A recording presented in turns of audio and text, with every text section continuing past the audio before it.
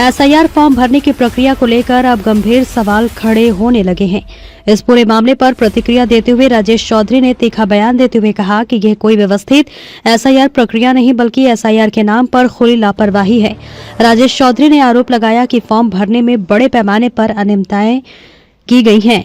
कई मामलों में गलत जानकारी दर्ज की गई, दस्तावेजों की सही जांच नहीं हुई और ऑपरेटरों की लापरवाही के कारण आम नागरिकों को नोटिस झेलने पड़ रहे हैं। उन्होंने कहा कि जिन लोगों ने सही दस्तावेज जमा किए उन्हें भी त्रुटियों के नाम पर परेशान किया जा रहा है, जबकि असली दोषी ऑपरेटर और संबंधित अधिकारी हैं। फिलहाल एसआईआर के नाम पर लापरवाही का ये मामला क्षेत्र में चर्चा का विषय बना हुआ है। ब्यूरो रिपोर्ट माही सोनी के साथ। एसआईआर को लेके एक प्रश्न करना चाह रही हूँ। जैसे आम जनता और इतनी परेशान हो रही है सुबह से, और कई लोगों का जैसे नोटिस जारी किया गया है। कॉमन सी बात ये आ रही है कि सबके नोटिस में पिता का ही मतलब दिखाया गया है अंतर। तो जब डॉक्यूमेंट्स पहले जमा हो चुके हैं सब कुछ, तो उसके बाद दोबारा नोटिस जारी करना, क्या ये कुछ हद तक ठीक है? देखिए, हमने पहले भी बताया एसआईआर की जो प्रक्रिया है, एसआईआर की प्रक्रिया यदि वास्तविक रूप से एसआईआर करवाना है तो यह प्रक्रिया सही है, परंतु लोगों को परेशान करने के उद्देश्य से, लोगों का नाम काटने के उद्देश्य से यदि एसआईआर करवाया जा रहा है तो यह सरासर गलत है। जैसे मैं आपको बता दूं, ये मेरे पास कुछ नोटिस हैं। इन नोटिसों में जो मतदाता हैं, ये मतदाता जब फॉर्म भरे थे बी कैटेगरी में इनका नाम आ गया। बाहर से कई स्टूडेंट्स थे, वो भी आए, अब फॉर्म भरे, अपना फोटो खिंचाए, इन्हें कहा गया ओके है, बी कैटेगरी में आपका नाम है, आगे आपको कुछ करना नहीं है।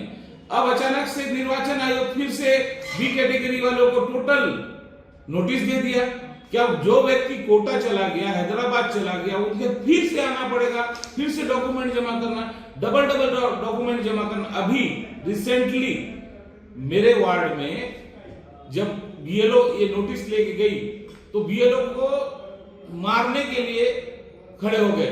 ये बोला जा रहा कि हमने सब कुछ डॉक्यूमेंट दे दिया, आप जमा नहीं किए हो, इस कारण से हमको नोटिस आया है। इस टाइप से वहां झगड़ा शुरू हुआ। तब फिर बीएलओ मुझे फोन करके बुलाया कि ऐसा ऐसा बात हो रहा है सर। फिर मैं वहां गया, वहां जाके उन्हें समझाया कि इनका इसमें कुछ नहीं है, ये निर्वाचन आयोग के द्वारा भेजा जा रहा है। देखिए, इस प्रकार से पूरे डॉक्यूमेंट को लेने के बाद अभी दोबारा जब यह मतदाता आएगा फिर से वही डॉक्यूमेंट देगा, कोई अलग से तो देगा नहीं।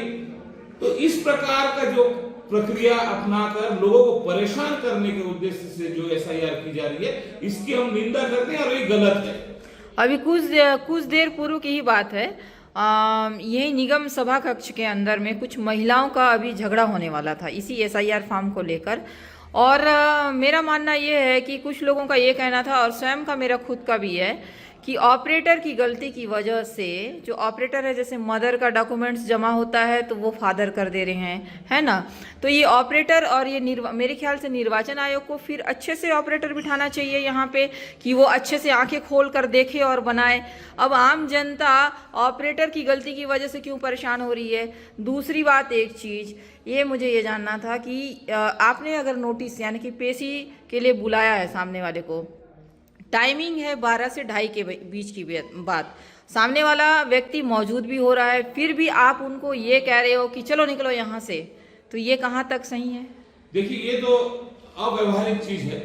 किसी को आपने नोटिस दे के बुलाया और वो अपने समय पर उपस्थित हुआ है और उसे अगर इस टाइप से बोलते हैं तो ये निंदनीय और अव्यवहारिक चीजें हैं। निर्वाचन आयोग को इन सब का संज्ञान लेना चाहिए। और जो बात आपने बताया कि नोटिस दिया गया है और टाइमिंग की बात जो आपने बताया, टाइमिंग में इन्होंने जो समय दिया है, एक ही समय 2 घंटे के समय में लगभग 100 से 150 लोगों को वो बुला रहे हैं। कहीं से भी पॉसिबल नहीं लगता। और जब जब भी इस टाइप की प्रक्रियाएं होती है निर्वाचन आयोग की, ये तत्काल के नाम से इतना स्पीड काम करते हैं जिसका खामियाजा जनता भुगतती है। ना कोई राजनेता भुगतता है, ना कोई अधिकारी भुगतता है, ये जनता भुगतती है। आज जो लाइन लगी है ये उन्हीं के खामियों की वजह से जनता परेशान हो रही है। देखिए, 2003 की सूची की मैं बात करूं, उस समय भी हड़बड़ी ऐसे रहती है कि तत्काल किया जाए, क्योंकि देखिए आप 24 घंटा का भी समय नहीं दिया गया है और उन्हें बुलाया, नोटिस दिया जा रहा है, 24 घंटा में उपस्थित होना भी अनिवार्य बोला जा रहा है। 2003 में भी जैसे मेरा नाम है, मैंने राजेश चौधरी अपना नाम बताया, सामने वाले ने लिख दिया राजेश चौधरी नहीं डाला। और मेरे जितने डॉक्यूमेंट्स हैं आज जब 30 साल बाद मैं जमा कर रहा हूं SIR के लिए, तो उसमें सारे मेरे राजेश चौधरी है। तो कॉमन चीज ये है कि देखिए राजेश और राजेश चौधरी मिला है तब आपने मेरा फॉर्म को एक्सेप्ट किया है। फिर अब जो है अंतर, नामों में अंतर है करके ये नोटिस दिया जा रहा है। अब मेरे को नोटिस नहीं दिया गया है, मेरे को एक्सेप्ट कर लिया गया, राजेश और राजेश चौधरी ए में आ गया तो मुझे नोटिस नहीं दिया, लेकिन मेरे पुत्र को नोटिस दिया गया। जबकि निर्वाचन आयोग दादा, पिता, पोता तीनों को तीन जनरेशन को लेकर ये फॉर्म भरवा रहा है। तो जब मेरे इससे बी में मेरा पुत्र आ गया, ए में मैं आ गया, बी में मेरा पुत्र आ गया, तो मेरे पुत्र को नोटिस किस हैसियत से निर्वाचन आयोग दे रही है, ये गलत है। अब कई लोग बाहर के पढ़ने वाले भी बच्चे होते हैं, है ना, तो उनका यहाँ पे डॉक्यूमेंट्स है जिस तरह से केस आपने अभी थोड़ी देर पहले बोला, कोई कोटा का होगा, कोई कोटा पढ़ाई करने गया होगा, कोई दिल्ली का होगा, वो बार बार तो नहीं आ सकता है यहाँ पे। तो इससे पब्लिक भी परेशान हो रही है। कई लोग ऐसे हैं जो पैरालाइज हैं, जो घर पे पड़े हुए हैं, उनको परेशानी हो रही है। कई BLOs जो है, जो मेरे को संपर्क किए थे, वो भी बोल रहे हैं कि मैडम हम लोग दिन रात एक कर रहे हैं, लेकिन हम लोग बताइए अधिकारी जो हैं, ऊपर के अधिकारी हमें ऑर्डर कर देते हैं, वही चीज़ डबल हमें देना पड़ रहा है और हम परेशान होते जा रहे हैं। कई जगह की स्थितियाँ ऐसी होती है कि जो आम जनता है BLO के ऊपर में मारने को आ जाती है। तो इस संबंध में आपका क्या विचार है? देखिए, जनता को तो समझना चाहिए कि वास्तविक चीजों को समझना चाहिए। ये कर्मचारी हैं, छोटे कर्मचारी को जो निर्देशित किया जाता है उसको वो पालन करना रहता है।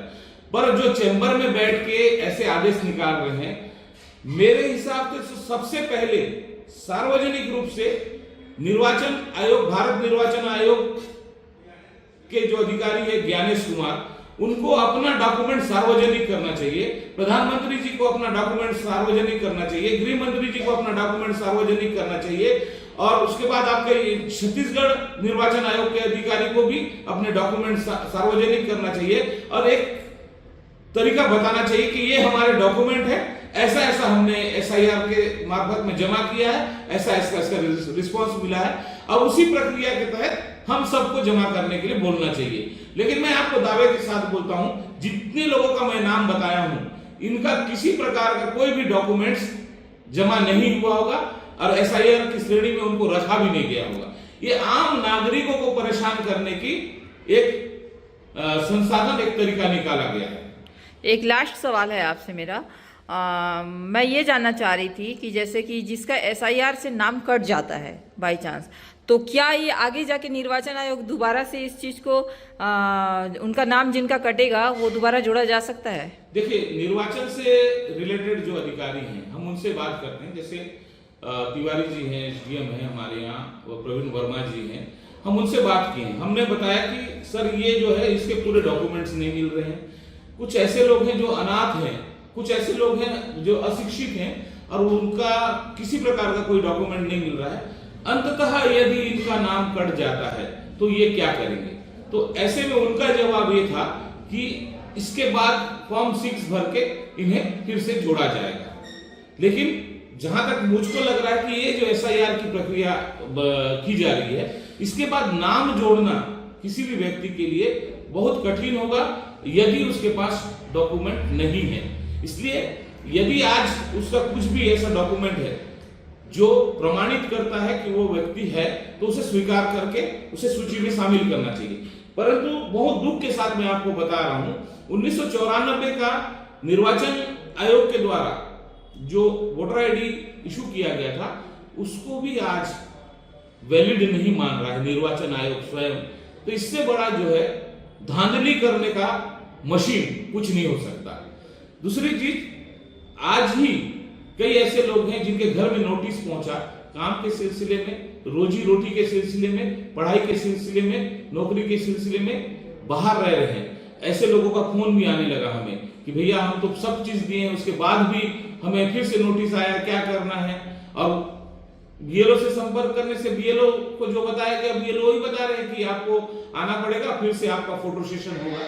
तो ये चीज गलत है। और किसी के मतलब एक तरह से देखा जाए तो गरीब जो लोग हैं उनके ऊपर आर्थिक चोट है।